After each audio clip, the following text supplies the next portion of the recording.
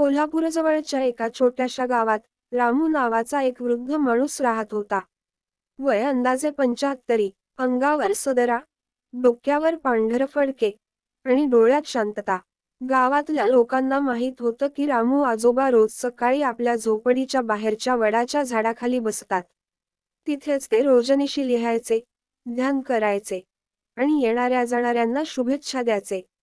पण त्यांच्या शांत व्यक्तिमत्वामागे एक गूढ गोष्ट होती, जी फक्त काही मोजक्या लोकांनाच माहीत होती. ही गोष्ट 1990च्या सुमारास सुरू होते, जेव्हा रामू एका मोठ्या मिलमध्ये काम करत होता.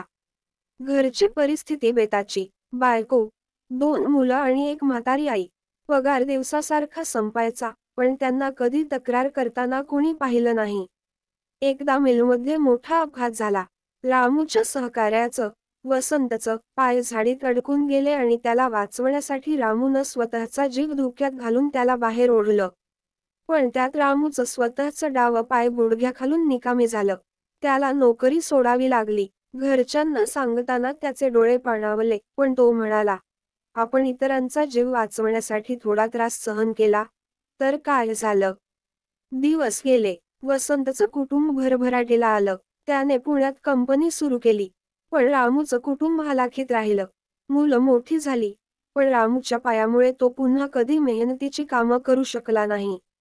वसंत दरवर्षी दिवाळीत येई, भेट घेई, पण काही मदत कधी केली नाही. रामू मात्र कधीही त्याचं वाईट बोलला नाही. एके दिवशी गावात पावसामुळे पूर आला. वसंत गावात अडकला होता. त्याला मदतीची गरज होती. लोक घाबरले होते, पण रामू आपल्या लाकडी काठीवर चालत धूप धूप पावसात त्याच्या घरापर्यंत गेला. त्याला बाहेर काढलं. त्यावेळी वसंतचं डोकं खाली झुकलं. त्याने विचारलं, रामू, मी तुझ्या आयुष्याचं काहीच चुकवलं नाही का? तू माझं प्राण वाचवलंस, आणि मी तुला कधी विचारलंही नाही.